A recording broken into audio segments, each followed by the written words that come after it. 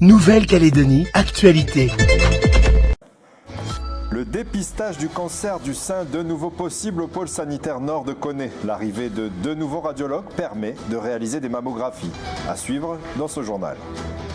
Des cinémomètres sur les bords de route de la commune de Dimbéa. La police municipale de Dimbéa fait l'acquisition de ces nouveaux radars mobiles. Des précisions dans un instant.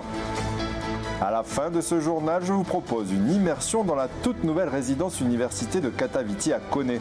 Meryl, jeune étudiante de l'université de Bako, la découvre pour la toute première fois. Je vous le disais en titre, grâce au recrutement de 2 radiologues, le dépistage du cancer du sein est de nouveau rendu possible en province nord. La liste de rendez-vous s'allonge depuis quelques jours. Faute de professionnels ces dernières années, les femmes devaient se rendre sur Bouraï, voire Nouméa, pour réaliser une mammographie. Un reportage de Aurélie Chiron et Vanessa Kofikele. Vous avez apporté avec vous? Vous avez? Oui. Ah, super. Super. Voilà. Parce que souvent, on demande aux patients d'amener et puis, beaucoup de gens viennent sans. Nathalie vient pour une mammographie de dépistage. Un examen gratuit que cette femme de 53 ans ne loupe jamais depuis qu'une anomalie lui a été diagnostiquée. Vu ce résultat qui a été obtenu, j'ai été contrariée. Et j'ai été vraiment dans le désespoir parce que je pensais que j'allais avoir un cancer. Je ne parlais pas, mais je gardais sur moi. Et en fin de compte, je suis sortie de ça finalement parce que c'est une grosseur au niveau de la glande mammaire qui s'est développée, mais il n'y a rien de grave. Donc on a besoin d'être écouté, on a besoin d'être pris en compte et puis le déplacement, il est vraiment pénible de la province nord jusqu'à la province sud. Donc pour moi, c'est très important. Nous les femmes, on a besoin d'être pris en compte. L'appareil en lui-même, c'est un appareil de radiologie classique, mais un peu différent parce qu'on utilise des rayons qui sont moins forts que les rayons habituels. Depuis quelques années, ce dépistage du cancer du sein n'était plus proposé en province nord. Après quelques jours de mise en service, les rendez-vous s'enchaînent au PSN de Koné. Ça, c'est des calcifications qui sont bénignes, mais on appelle des microcalcifications qui sont prédictives de cancer. Voyez, donc on a plusieurs. Et puis ensuite, le sein qui s'est modifié, qui s'est rétracté. Il y a d'autres signes, la peau qui devient épaisse. Depuis 2009, l'Agence sanitaire et sociale de Nouvelle-Calédonie organise une campagne de dépistage du cancer du sein. Une action qui concerne toutes les Calédoniennes âgées de 50 à 74 ans. Un diagnostic précoce augmente grandement les chances de guérison. Et le rôle de l'agence, c'est aussi de faire en sorte que les femmes qui sont dépistées pour un cancer continuent le suivi, parce qu'on s'est rendu compte avec le baromètre santé 2021 qu'un tiers des femmes, même lorsqu'elles ont une mammographie qui n'est pas normale, ne vont pas voir le médecin derrière. Et donc notre rôle, c'est vraiment d'assurer que les femmes comprennent le résultat et si elles le souhaitent, puisqu'elles ont le choix, aillent voir un professionnel de santé et commencent un traitement.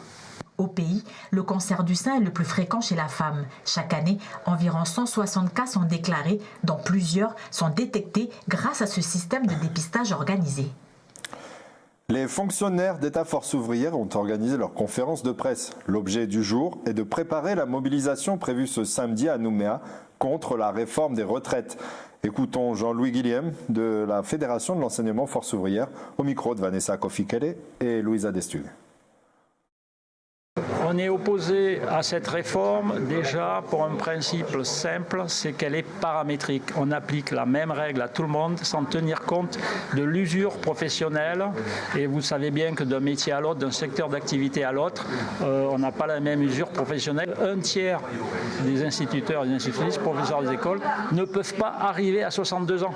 Déjà, quand on leur dit qu'il va falloir travailler 2 ans de plus, ce n'est pas possible. Et on pourrait citer d'autres métiers où les gens partent avec une décote, c'est-à-dire ils n'ont pas le nombre de trimestres requis et ils partent avant 62 ans. Alors on est concerné dans tous les secteurs régaliens plus l'enseignement, donc on a l'armée, la police nationale, les douanes. Il faut savoir que l'État, ça représente quand même 20% des richesses créées, du produit intérieur brut calédonien. Ça montre le poids des salaires versés par l'État en Calédonie et aussi des pensions, puisqu'on a de nombreux pensionnés de l'État en Calédonie. Sécurité et prévention routière. Depuis janvier, la police municipale de Dembéa est dotée d'un nouvel outil, le cinémomètre, un radar jumelle qui permet de contrôler la vitesse des véhicules de manière précise et vise ainsi à améliorer la sécurité sur les routes de la commune. Pour mieux comprendre le dispositif, Maëlys Vézir les a suivis ce matin sur l'un de leurs postes de contrôle.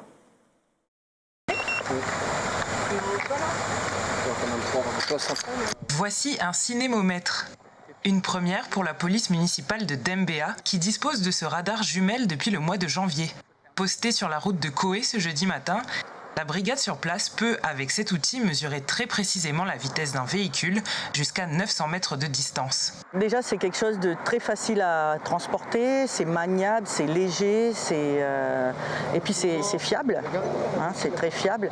La sanction arrive tout de suite, voilà, on contrôle un excès de vitesse, la rédaction du timbre-amende est faite dans la minute et les gens repartent. Et on est mobile, on se poste ici, une demi-heure, on part sur un autre poste de contrôle et on peut faire 2-3 zones de contrôle dans l'heure même. Sur cette route limitée à 50 km/h, la limitation de vitesse n'est que peu respectée et les contrôles ne se font pas attendre. Grâce à ce dispositif, la police peut montrer aux personnes arrêtées la preuve de leur excès, mais aussi découvrir d'autres infractions. On peut le voir là ce matin, hein, on fait un contrôle de vitesse, on se dit que voilà, c'est un jeudi calme et au final on se retrouve avec un défaut de permis, une vitesse excessive plus et puis ça peut continuer comme ça, aller d'infraction en infraction sur des petits postes de contrôle où on se dit que c'est jeudi matin et que ça va être super calme. Combien de timbres-amendes rédigés ? J'ai 7 timbres-amendes, 6 pour la vitesse et 1 en présentation des pistes. Au-delà des sanctions, ce cinémomètre vient renforcer pour Pascal l'aspect préventif des postes de contrôle dans la commune. Notre présence aussi, c'est déjà de la prévention. C'est déjà dire aux gens, attention à votre vitesse. On n'est pas, la police municipale, mission de faire des préventions en matière de délinquance routière, mais le fait d'être présent, ça dissuade. Ça rappelle aux gens que, ah oui, c'est vrai, à combien je suis. C'est un peu le radar pédagogique mobile. Voilà. Ce radar est aujourd'hui l'unique qui existe au sein de la police de Dembéa. Pour un deuxième, il faudra attendre un peu puisque la totalité du dispositif s'élève à 1,2 million de francs CFP. Petit point sur l'actualité requin. La campagne d'abattage de requins portée par le maire exerçant son pouvoir de police commencé lundi a pris fin ce matin. 2 requins font l'objet d'une analyse en cours, un requin bulldog de 2,80 m et un requin tigre de 3,90 m. Pour rappel, cette opération fait suite aux 2 récentes attaques survenues dans la baie de Lansvata. La baignade et toute activité nautique reste interdite jusqu'au lundi 13 février au matin. Ne sont pas concernés par cet arrêté municipal les plages de Magenta, du Quendo Beach et de l'Îlomètre. Restons prudents en cette période. Actualité à l'étranger. Frappée par un terrible séisme ce lundi, la Turquie et la Syrie sont plongées dans le chaos en comptabilisant plus de 12 000 morts et des millions de blessés. Une tragédie qui touche directement certaines personnes du Caillou. Maëlys Vézir est allée à leur rencontre. Des immeubles entiers réduits en poussière et un bilan meurtrier de plus de 12 000 morts, c'est un véritable cauchemar que vivent Turcs et Syriens depuis le séisme qui a ébranlé les 2 pays ce lundi. Fanny, habitante du Caillou, a vécu 7 ans en Turquie et attend encore, inquiète, des nouvelles d'amis. Moi j'ai des proches, des familles de proches qui sont ensevelis.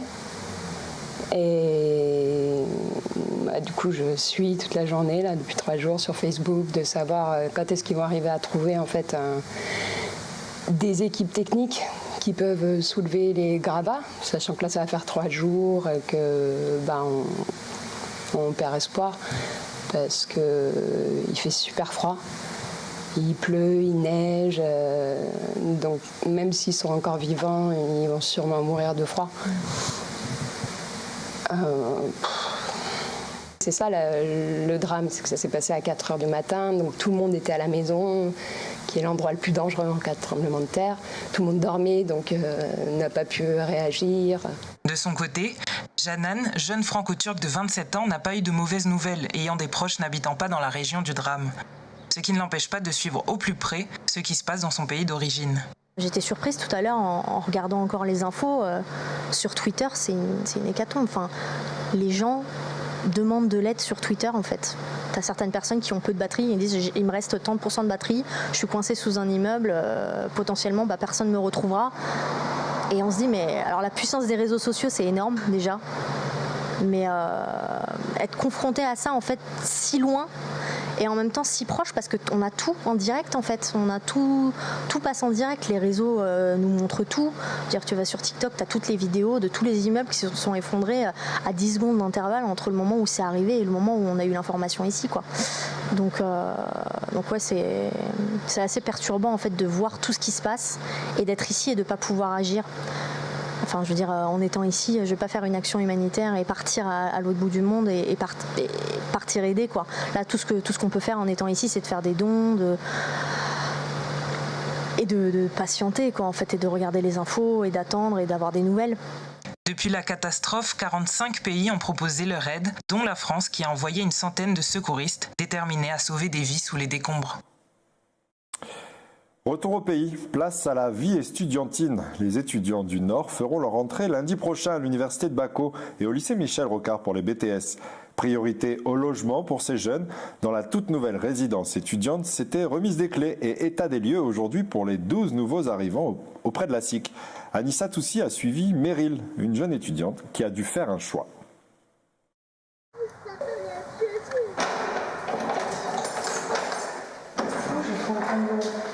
Je sais pas si c'est celle-là, mais ah oui, tu vois,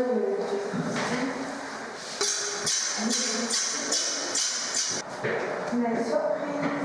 Il y a des familles aussi. C'est quoi? Il y a des familles aussi. Ah, autour de toi, oui. Meryl entre en première année de BTS au lycée Michel Rocard de Pointe-Boute. Indécise sur le choix de son logement, la SIC lui propose d'en visiter deux. D'abord celui-ci, au quartier d'Oléa à Pointe-Boute, où elle pourra être en colocation avec d'autres étudiantes. Ça fait combien de temps qu'elle est là? L'autre qui est ici, ça fait combien de temps qu'elle est ici? Alors, la colocation elle existe sur Coné depuis 2020, la rentrée 2020. Et là, les filles, elles sont là depuis l'année dernière. L'année, oui. Donc, elles sont en deuxième année BTS. Ah, oui. Donc, elles étaient là l'année dernière. Ah, ok. Sentiment mitigé pour l'étudiante et sa maman. Elle se dirige à présent vers la résidence étudiante de Kataviti, à la sortie nord du village de Coné. Des bâtiments rénovés, meublés, climatisés et avec Wi-Fi gratuite, les 18 premières chambres individuelles ont été livrées hier au bailleur social qui partage la gestion locative avec la maison de l'étudiant. Les chambres qui sont disposées donc, autour, oui. Avec un îlot central pour la partie commune. Donc on va aller voir une chambre.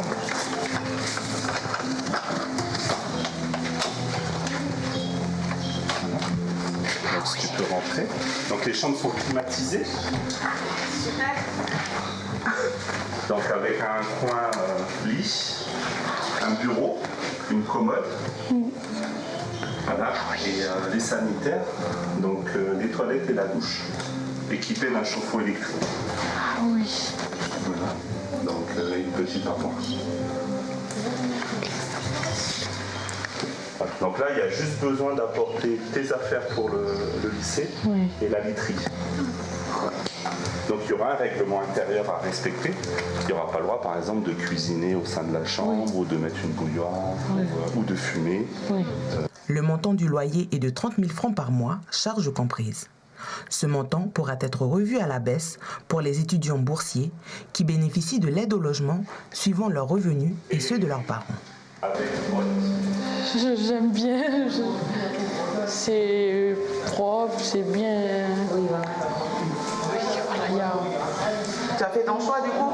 Oui, je vais venir ici à Kataviti. Déjà, j'aime être tout seul, enfin d'être dans ma chambre, mais peut-être avoir nos sanitaires et douche pour nous. Et puis, voilà. Son choix est fait. Meryl intégrera la résidence lundi. Il ne lui reste plus qu'à signer son bail. La SIC gère les logements étudiants depuis la rentrée 2020. Nous, on va gérer tout ce qui est signature du bail, état des lieux entrants, tout ce qui est la vie locative au sein de la résidence, donc s'il y a des défaillances techniques, des problématiques au sein de la résidence, ça va être la SIC. Et dans le partenariat, en fait, il y a la maison des étudiants qui va gérer toute la vie estudiantine, donc l'animation et le parcours étudiant, donc la logistique vis-à-vis des transports pour aller aux deux centres, donc l'UNC et le lycée. Ce qu'on pouvait proposer aux étudiants avant Kataviti et maintenant Kataviti est vraiment propice à l'épanouissement scolaire. C'est vrai que nos logements sur Bosquet et sur Oléa sont géographiquement plus proches des lieux d'études, mais les logements ne sont pas équipés et ne sont pas adaptés, on va dire, aux étudiants. Ça reste de la colocation classique non meublée. Sur Kataviti, en fait, à part la distance, là-bas, ils auront des chambres individuelles. Un transport sera mis à disposition des étudiants. Il fera 2 rotations par jour, de Kataviti jusqu'au lycée de Pointe-Bout, en passant par l'université de Bako, à 4 500 francs par mois. Cette résidence est temporaire. L'objectif est d'ouvrir une résidence près du campus de Bako d'ici 5 ans, qui pourra accueillir plus d'une centaine d'étudiants. Et avant de refermer ce journal, faisons un point météo. La dépression tropicale forte Gabrielle se déplace vers le sud à environ 8 km/h. Elle génère en ce moment des vents jusqu'à 70 nœuds en rafale. Elle continue de se renforcer pour atteindre vendredi matin le stade de cyclone tropical. Les effets devraient se faire ressentir pour le nord-ouest en début d'après-midi, puis dans la nuit de vendredi à samedi pour l'ensemble du pays. Même si elle ne vient pas directement sur le territoire, nous serons impactés par son passage avec des vents forts compris entre 60 km/h et des rafales pouvant aller jusqu'à 15 km/h. Beaucoup de précipitations sont également attendues. Pour l'heure, 25 communes sont en vigilance jaune forte pluie et orage. Soyez attentifs et suivez les bulletins de Météo France Nouvelle-Calédonie. Outremernews.fr, le site de l'actualité Outre-mer, 24 heures sur 24 et 7 jours sur 7. Retrouvez la chaîne Outremer News sur YouTube.